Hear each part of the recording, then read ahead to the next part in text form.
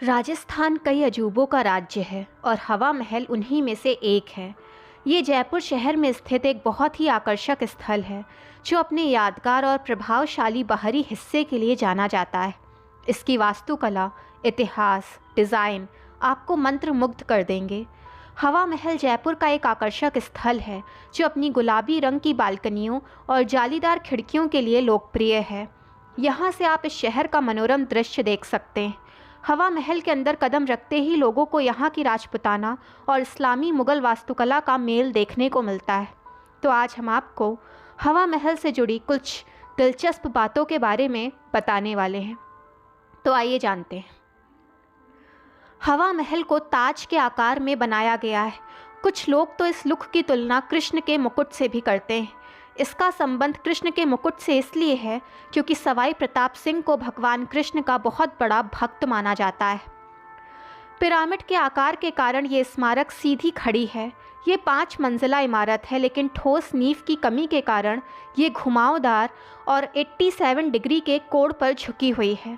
इसके अलावा इसका विशिष्ट गुलाबी रंग जो प्राकृतिक बलुआ पत्थर के कारण है, जयपुर को इसका उपनाम यानी गुलाबी शहर इसी की वजह से मिला है।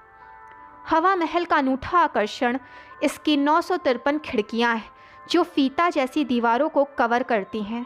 हवा महल को विशेष रूप से राजपूत सदस्यों और ख़ासकर महिलाओं के लिए ही बनवाया गया था ताकि शाही महिलाएं नीचे की गली में हो रहे रोज़ाना के नाटक नृत्य को देख पाएं। साथ ही खिड़की से शहर का खूबसूरत नज़ारा भी दिखता है। हवा महल भारत में राजपूताना वास्तुकला के सर्वोत्तम उदाहरणों में से एक है।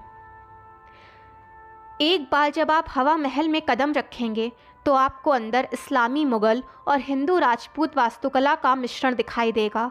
इस्लामी शैली स्पष्ट रूप से मेहराबों और पत्थर की जड़ाई के काम में देखी जाती है। राजपूत शैली को बांसुरी वाले खंभों, छतरियों और अन्य पुष्प पैटर्न के रूप में देखा जा सकता है। हालांकि हवा महल एक 5 मंजिला इमारत है, लेकिन ये ध्यान रखना दिलचस्प है कि चढ़ने के लिए कोई सीढ़ियाँ नहीं हैं। हालांकि आप रैंप के ज़रिए हर एक मंजिल तक पहुंच सकते हैं।